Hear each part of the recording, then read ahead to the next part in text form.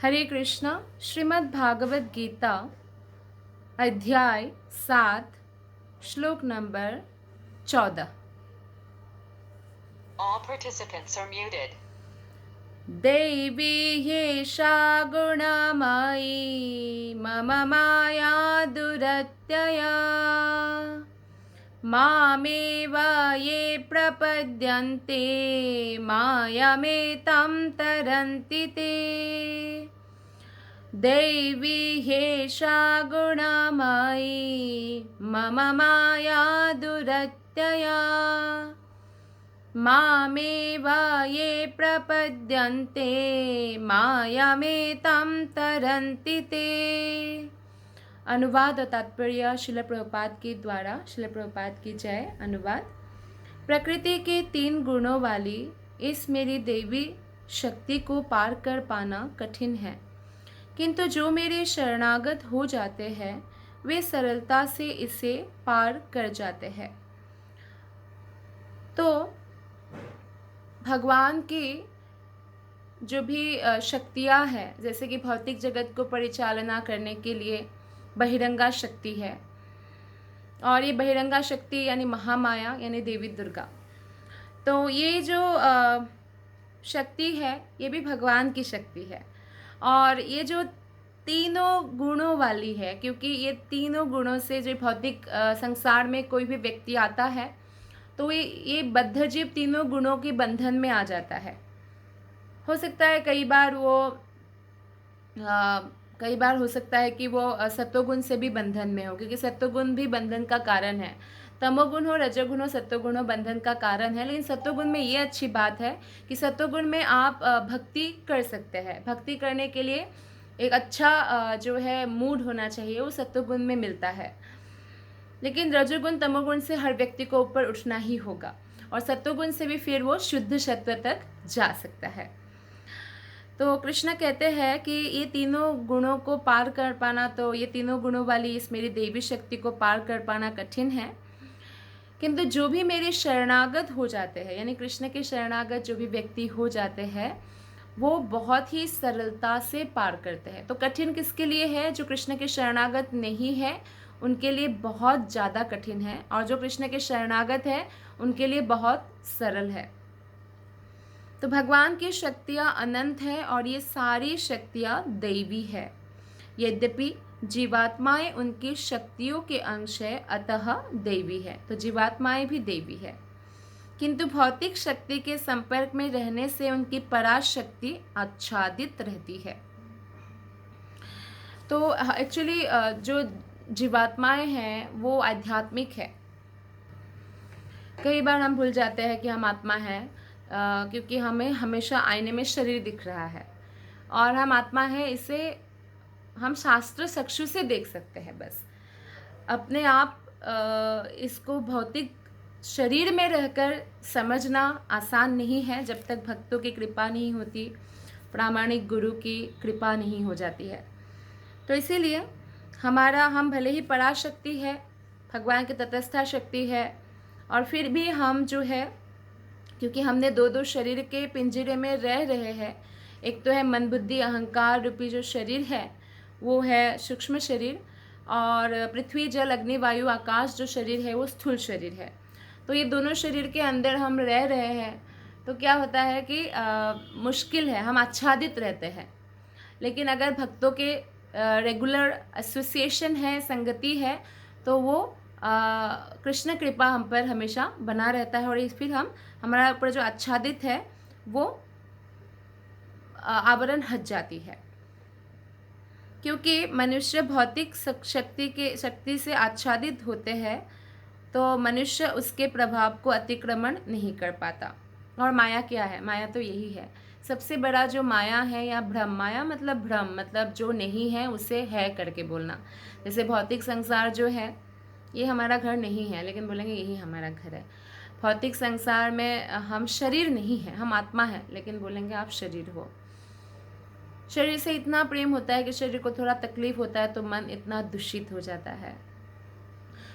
तो ये इसलिए क्योंकि हम आत्मा के लेवल पर अभी नहीं पहुँचे हैं, और वहाँ तक पहुँचने के लिए हमें निरंतर भक्ति मार्ग पर चलना होगा।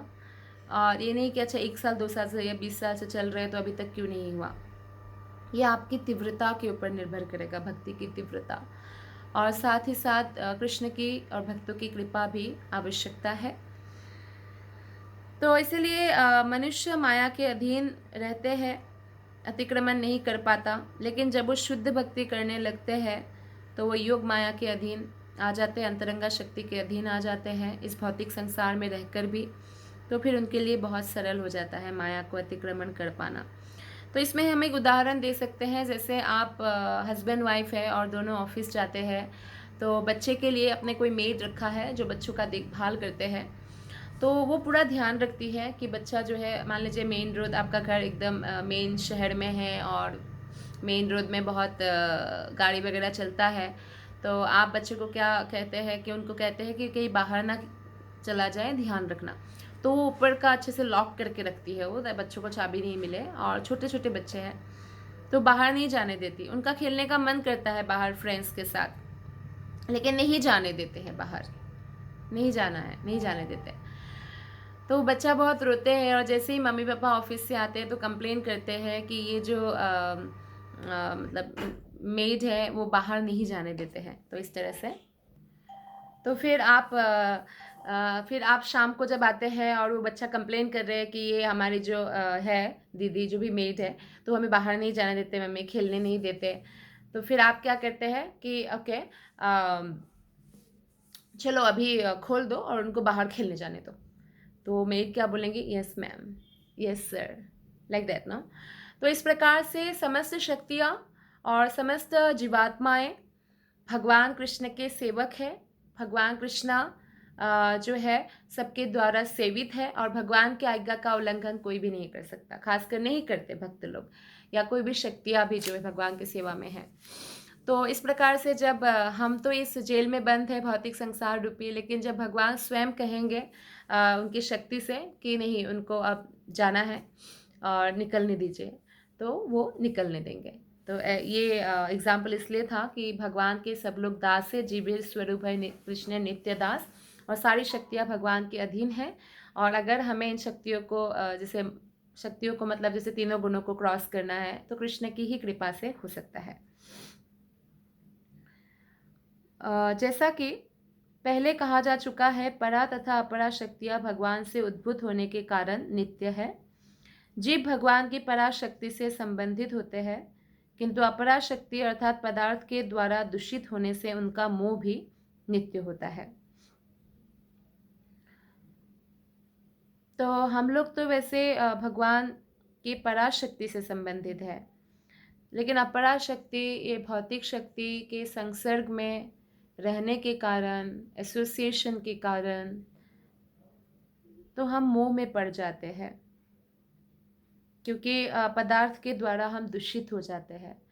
जैसे कोई बहुत नेगेटिव पर्सन से आप मिलते हैं और वो जीवन को बहुत नेगेटिवली देखते हैं, तो आप क्या हो जाते हैं फिर उसमें नेगेटिव हो जाते हैं थोड़े समय के लिए, या उनकी सैडनेस या उनके नेगेटिविटी आपको असर करने लग जाते हैं। तो ये एसोसिएशन के कारण होता है। तो ऐसा ही है इस भौतिक संसार में जो है सब कुछ बहुत ज़्यादा दूषित है, और दूषण में आकर हमारा मन भी दूषित हो जाता है, और उसके लिए हमें निरंतर कृष्ण में अपने मन को लगाकर रखना होता है। वो एक एंटीसेप्टिक है कृष्ण नाम। अतः बद्धजीव नित्य बद्ध है, कोई भी उसके बद्ध होने की तिथि को नहीं बता सकता कि कब बद्ध हुए ये। तो बद्धजीव बद्ध रहते हैं, तो उनको मुक्त होना पड़ता है अपने प्रयास के द्वारा, भगवान के प्रति पूर्ण समर्पण के द्वारा। फलस्वरूप प्रकृति के चंगुल से उसका छूट पाना अत्यंत कठिन है, भले ही प्रकृति अपरा शक्ति क्यों न हो, क्योंकि भौतिक शक्ति परम इच्छा द्वारा संचालित होती है, जिसे लांघ पाना जीव के लिए कठिन है। शक्ति चाहे भौतिक हो या आध्यात्मिक हो, कृष्ण का है तो कृष्ण की शक्ति से भला कौन लड़ सकते हैं, तो इट्स इम्पॉसिबल।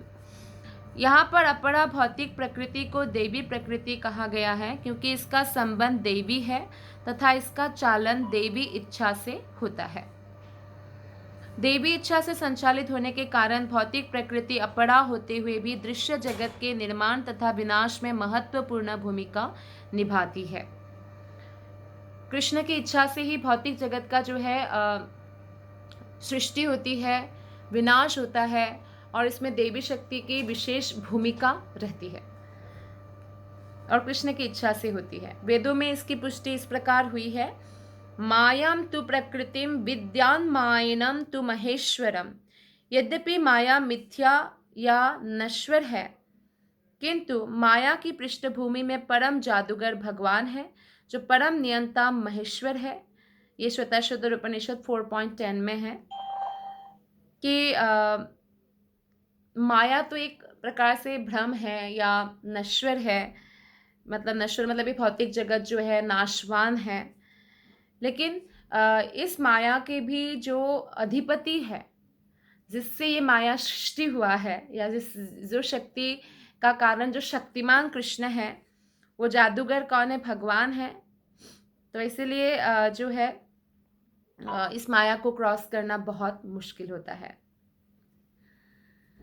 और भगवान कृष्ण को यहाँ परम नियंता महेश्वर कहा गया है। महेश्वर जनरली लोग शिव जी को जानते हैं, लेकिन कृष्ण के लिए स्वयं भी एक श्लोक में कृष्ण अपने लिए बोलते हैं, सर्वलोकैक ईश्वरम, सभी लोगों का एक ईश्वर है।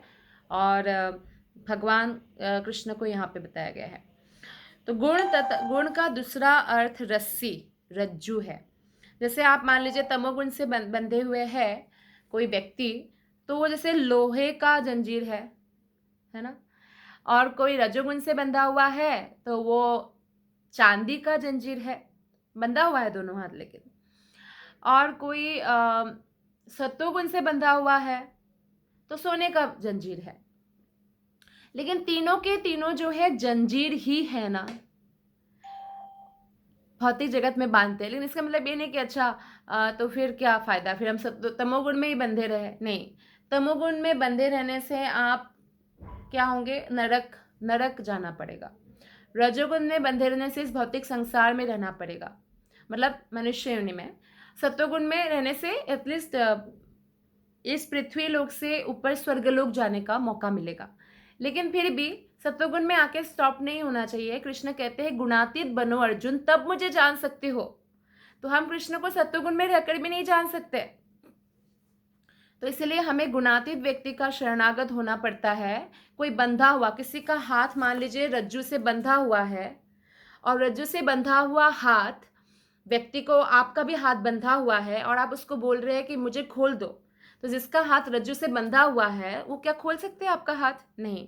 तो इसीलिए हमें एक ऐसा आध्यात्मिक गुरु की ज़रूरत होती है जो भक्ति में उत्तम अवस्था में है, शुद्ध है, परम शुद्ध भक्त है, जो इन गुणातीत अवस्था को प्राप्त कर चुके हैं। तो वो हमारे रस्सी को खोल सकते हैं, उनके गाइडेंस में हो सकता है ऐसा।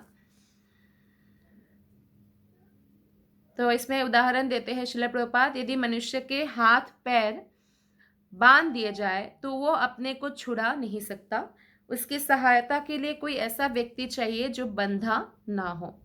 चूंकि एक बंधा हुआ व्यक्ति दूसरे बंधे व्यक्ति की सहायता नहीं कर सकता, अतः रक्षक को मुक्त होना चाहिए। अतः केवल कृष्ण या उनके प्रामाणिक प्रतिनिधि गुरु ही बद्ध जीव को छुड़ा सकते हैं। कृष्ण अगर वैष्णव गुरु नहीं है तो वो मुक्ति प्रदान नहीं कर सकते हैं।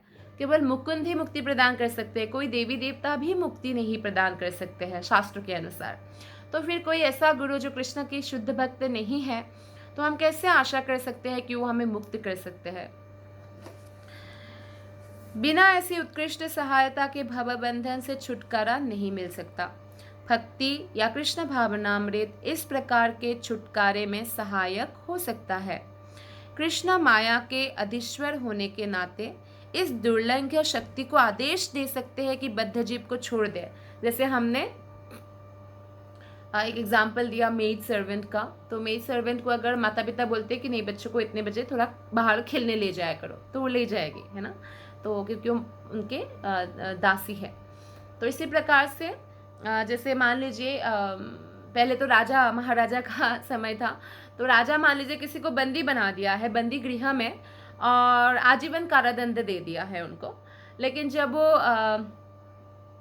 वो जाते हैं और जाके बोलते हैं अगर कि अच्छा ठीक है इस बंदी को वो कर दो, रिहा कर दो, अब जो जेलर है वो ये नहीं कह सकता है क्यों राजा आपने तो आजीवन कारादंड दिया था, नहीं, जो आदेश है वो बस उसका पालन करने के लिए है, राइट।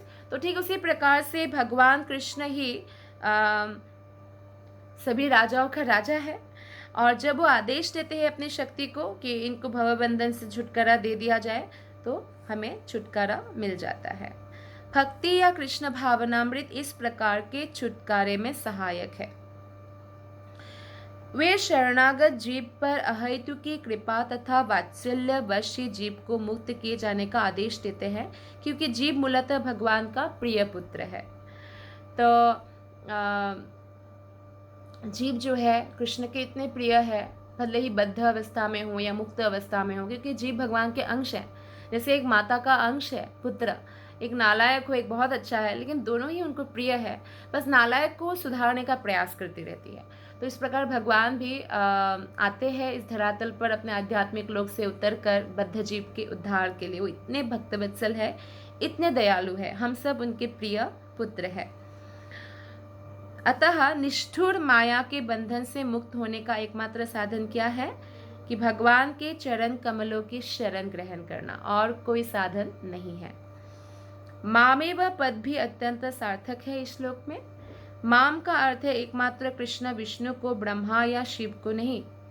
बहुत लोग सोचते हैं, अच्छा कई लोग बोलते हैं कि अच्छा किसी भी की भी सेवा करो, किसी की भी पूजा करो, जाना तो एक ही जगह है। नहीं, आप जब स्टेशन जाते हैं, ट्रेन तो सारा एक ही दिखने का है, किसी में भी बैठ जाओ। मान लीजिए आपको दिल्ली से मुंबई जाना है, तो नहीं कोई बात नहीं, किसी भी ट्रेन में बैठ जाओ। मान लीजिए आपने वाराणसी का ट्रेन पकड़ लिया, मुंबई का नहीं, तो क्या आप मुंबई पहुंचेंगे?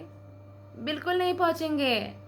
आपको उसी ट्रेन का टिकट चाहिए जहां आपको जाना है, राइट। तो इस प्रकार से जिसको वैकुंठ जाना है वो किसी देवी देवता का पूजा करेंगे तो वो वैकुंठ लोग नहीं जाएंगे, वो देवी देवता के लोग जाएंगे, स्वर्ग लोग जाएंगे, है ना। या कोई अगर जैसे कोई किसी मनुष्य का पूजा करते हैं तो वो मनुष्य लोक में ही रहेंगे। तो इस प्रकार से हम देखते हैं कि भगवान कृष्ण का ही माम एवं, यानी भगवान कृष्ण का यानी विष्णु का ही, या राम का, विष्णु राम नरसिंह सब ये विष्णु तत्व है, तो इनका पूजा करना होगा अगर वैकुंठ जाना है, ब्रह्मा या शिव का नहीं। यद्यपि ब्रह्मा तथा शिव भी अत्यंत महान है, ऐसा ना सोचे कि वो महान नहीं है या उनको सम्मान नहीं देना है, उनको बहुत सम्मान देना है। समस्त देवी देवताओं में जैसे शिव जी को बहुत अग्रगण्य माना गया है, वो परम वैष्णव भी है और प्रायः विष्णु के ही समान है, किंतु ऐसे रजोगुण तथा तमोगुण के अवतार है, मतलब ब्रह्मा जी से रजोगुण के अवतार है, वो सृष्टि करते हैं, शिव जी संहार करते हैं, तमोगुण के अवतार है, तो उनके लिए ये संभव नहीं है कि वे बद्ध जीव को माया के चंगुल से छुड़ा सके। दूसरे शब्दों में ब्रह्मा तथा शिव दोनों ही माया के वश में रहते हैं, तो केवल विष्णु ही माया के स्वामी हैं, अतः बद्ध जीव को मुक्त कर सकते हैं। तो यहाँ पे साफ साफ पता चलता है कि भगवान की माया जो है बहुत स्ट्रांग है। ब्रह्मा भी एक बार विमोहित हो गए थे, जब उन्होंने गाय बछड़े चुरा लिए थे, तो वापस आके देखते हैं वही गाय बछड़े हैं। एक्चुअली कृष्ण ने अपना एक्सपेंशन किया था, तो ब्रह्मा को बहुत आश्चर्य हुआ, तो उनको पता चला कि मैं अपना माया भगवान के ऊपर ही वो करने जा रहा था, लेकिन ये तो मायापति है और मैंने बहुत बड़ा अपराध किया, तो ब्रह्मा को पता चल गया। तो एक बार भगवान शंकर, क्योंकि जब समुद्र मंथन हुआ था, असुर और देवता लोग अमृत पाने के लिए किया था, तो हलाहल विष निकला, तब तो भगवान विष्णु के आदेश से जो है हलाहल विष पी लिया, उनका नीलकंठ नाम भी भगवान ने दिया। लेकिन बाद में जब मोहिनी अवतार भगवान लिए थे तो भगवान शंकर वहाँ नहीं थे, तो जब उन्होंने सुना तो बहुत इच्छा हुई कि भगवान की मोहिनी अवतार का दर्शन करें, कि कृष्ण अगर मोहिनी अवतार स्त्री रूप धारण करे है तो कितने सुंदर लगेंगे, तो उनको देखना था। तो भगवान के पास जाके वो बोलते ही इच्छा प्रकट करते हैं, और जैसे ही भगवान मोहिनी अवतार लेते हैं उनके सामने, शिव जी के सामने, तो शिव जी भूल जाते हैं कि उनके पास पार्वती जी बैठी हुई है, और वो तुरंत मोहिनी के पीछे पीछे भागने लगते हैं। तो ये बहुत सुंदर रोचक लीलाएं हैं भगवान शंकर और भगवान विष्णु की। तो इस प्रकार जो है माया के वश में हो सकते हैं, क्योंकि वो लोग मायापति यानी कृष्ण जैसे समस्त शक्तियों का जो है उत्स नहीं है, हाँ, लेकिन वो लोग बहुत ही सम्माननीय हैं और उनको भी जो है बहुत सम्मान देना चाहिए और भगवान की सेवा में लगे रहते हैं। यहाँ तक कि भगवान शंकर तो भगवान विष्णु को इतना प्रिय है, अगर कोई भगवान विष्णु का बहुत अच्छा भक्ति भी करते हैं लेकिन भगवान शिव को यथा योग्य मान नहीं देते हैं, तो वो वैकुंठ में कभी प्रवेश नहीं कर सकते हैं। तो ये बहुत इम्पॉर्टेंट है। तो भगवान को प्रसन्न करना है तो भगवान के भक्तों को भी प्रसन्न करना चाहिए। इसीलिए जब मार्कंडेय ऋषि के पास भगवान शिव जी दर्शन देते हैं, उनको खुद दर्शन देते हैं। हालांकि मार्कंडेय ऋषि जो है अपना ध्यान विष्णु पर स्थिर करके रखा था, लेकिन जो भगवान विष्णु के भक्त होते हैं, कृष्ण के भक्त होते हैं, उन पर भगवान शिव इतना खुश रहते हैं कि स्वयं ही वर देने आ गए। तो फिर मार्कंडेय ऋषि ने क्या वर मांगा कि हे भगवान शिव, अगर आप मुझे वर देना चाहते हैं तो भगवान श्री कृष्ण के प्रति मेरा अटल भक्ति हो, अच्युत भक्ति हो, और आपके प्रति, आप जैसे भक्तों के प्रति और समस्त भक्तों के प्रति भी मेरा अच्युत भक्ति हो। तो भगवान और भगवान के भक्तों को जो है बहुत भक्त जो है बहुत वैल्यू देते हैं, क्योंकि वो जानते हैं कि भक्त और भगवान की कृपा के बिना कुछ भी संभव नहीं है। केवल विष्णु माया के स्वामी हैं, अतः वे ही बद्धजीव को मुक्त कर सकते हैं। वेदों में श्वेताश्वतर उपनिषद 3.8 में इसकी पुष्टि तमेव विदित्वा के द्वारा हुई है, जिसका अर्थ है कृष्ण को जान लेने पर ही मुक्ति संभव है। शिव जी भी पुष्टि करते हैं कि केवल विष्णु कृपा से मुक्ति प्राप्त की जा सकती है। मुक्ति प्रदाता सर्वेशम विष्णुरेव न संशयः, अर्थात इनमें संदेह नहीं कि विष्णु ही सबों के मुक्तिदाता है। यही इस श्लोक का तात्पर्य है। धन्यवाद। हरे कृष्ण।